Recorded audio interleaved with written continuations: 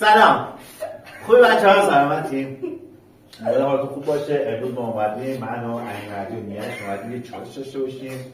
یه چالش خیلی خفن داریم. چالش پدر فرزندی. آها، پدر فرزندی. ای والله. خب میخوام هر کی بگم هر کی سه ضربه از گوش میزنه. سه ضربه هر کی زد میتونه برای اونی که نزده یه تامین نظر بگیره. اون تامین کو باید اونی که نظر و تامین بشه دیگه. بیاید اینجا. پشت خط. سه تا ضربه باید بزنیم. به اینجا. خود بزن. اینجا. هر کی نزنه باید تامین بشه. برو. اول میزنم. من اول میزنم. از دو کوچیک. باید از تون در بر رد بشه.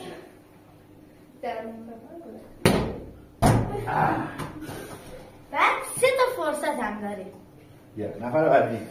نه دیگه خب بزن دیگه. یکی بزنیم دیگه.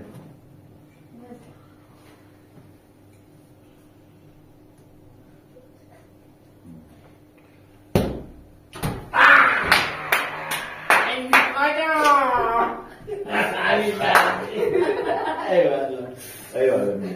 خب من چه تمرین دارم؟ برو. تو دیگه بردی تو بشین. من نمیگم. من نیش ایمن میگم.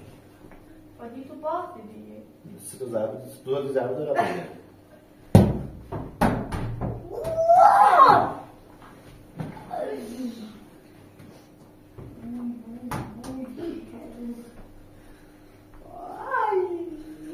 بعد شما میتونید سری بزنید یا نه؟ نه.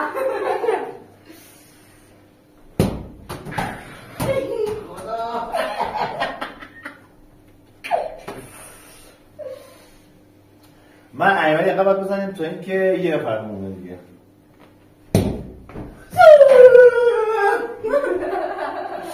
یه دونه مونده بود در بیاد آخر در من بزنم. باختی دیگه. یه دونه مونده دیگه. دم ببینم. چه پای چنش می‌کنی؟ راست کاری می‌زنه. پدر هیچ وقت باخت نمیده. اولا زد بهش. پای راست بدم. باخت حالا مجازات. حالا هر مجازاتی به ما قبول کنم. آقا آقا باید 20 تا شنا بریم. نه کولم کن. نه دیگه شخصی نباید بشه. نه شنا دیگه 20 تا تو بکنم بعد این چی؟ نه خیر 20 تا شنا میرم. 20 تا شنا. خب آقا ببینید 20 تا شنا رو.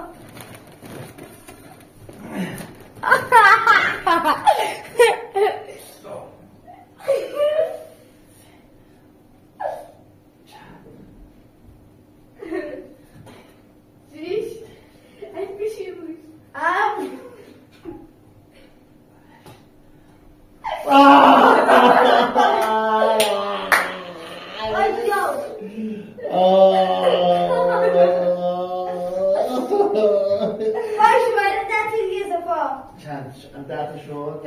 نه 8 شد. 8 تا شد 9 تا شد. 8 شد. برو. اصلا 8 چه فرقی میکنه؟ 9 تا شد.